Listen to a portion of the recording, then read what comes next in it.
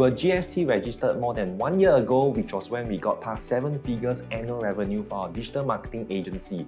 For businesses wanting to hit the $1 million mark, I share 3 lessons that I've learned along the way in this video. Number 1 is to niche down. It may sound counterintuitive, but having more services will hurt your business and not grow your business.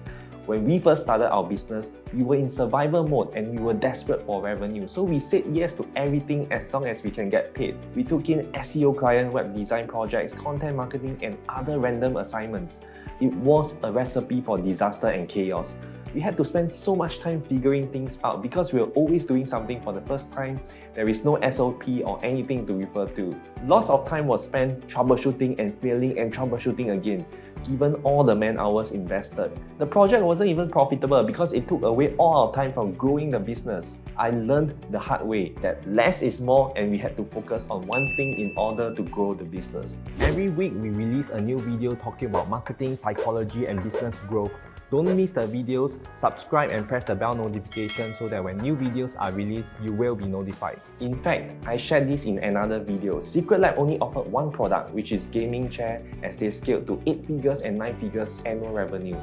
Similarly for Apple, their business started to thrive when they cut down on the distractions. When Steve Jobs returned to Apple in 1996 as CEO, the first thing he did was to cut and reduce. There were 20 different Macintosh models and he cut down to just one for the consumers, one desktop and one portable. He focused and eventually he turned around Apple. The rest is history.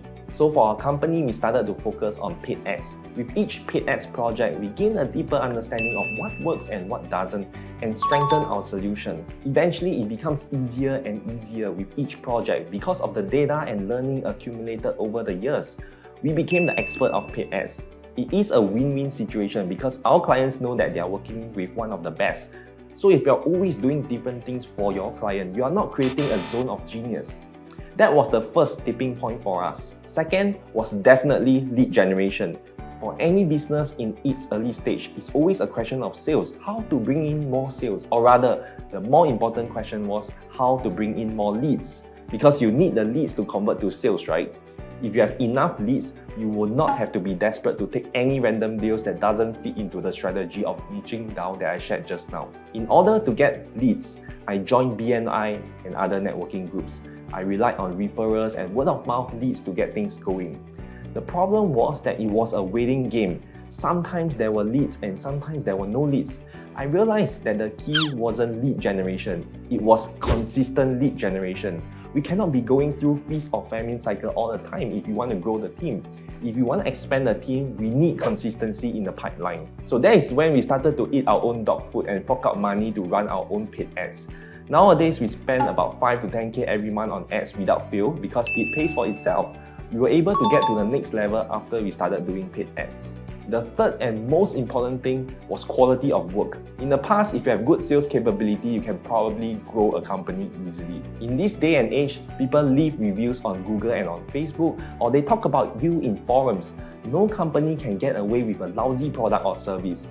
There's even a saying, nothing kills a bad product faster than good advertising. So if you don't have a decent product at least, the business will not take off. In our case, we were lucky to have quite a handful of positive Google reviews and video testimonials. As a professional services company, we don't have a physical product. Our product is the work we do for our clients.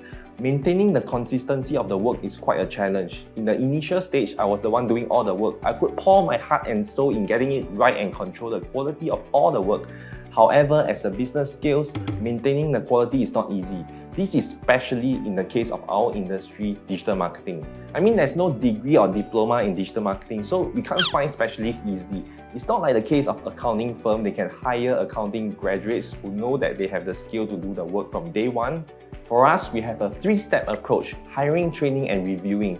In terms of hiring, we have a proficiency test that all our candidates have to take before we have the interview with them. Here's the other side of the coin for digital marketing. Because the industry is relatively new and sexy, many people want to learn digital marketing, so we have no shortage of candidates. Because of that, we have all the candidates take a writing test. They don't need to have any prior knowledge of digital marketing to take the test, but the test allows us to find people who have the necessary foundation to do well in digital marketing. Of course, besides the test, we have the interview and the reference check. This is to make sure that we bring in people who are not just proficient, but also fit into our culture. Next will be training. In terms of training, we have a curriculum that takes place over 1 to 2 months period. But it's not like what you see in schools, lecture and theory stuff. In our case, we have lots of discussion, analysis and practices. This is to make sure the information is internalized by all the trainees. We also have a test at the end of each section. For example, copywriting, Facebook and Google. The trainees can only proceed to the next stage if they pass the test. After the theory, they will tag along for seniors project before taking their own. After the training phase, we have reviews every week to make sure work quality is consistent. One unique thing about our company is that we share profits with the team. We do it through commission and bonuses structure. This is important because if you treat the team members well, they will treat the customers well. It is a win-win-win situation.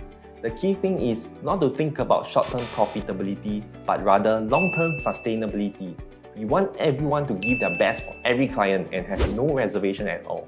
So there you go. These 3 things are not your quick hacks, but they build a solid foundation for your company. Number 1, focus and niche down. Second, consistent lead generation. And third, consistent quality of work. These are the 3 things that have been important for us so far, but we still have a lot of things to improve and we are learning along the way.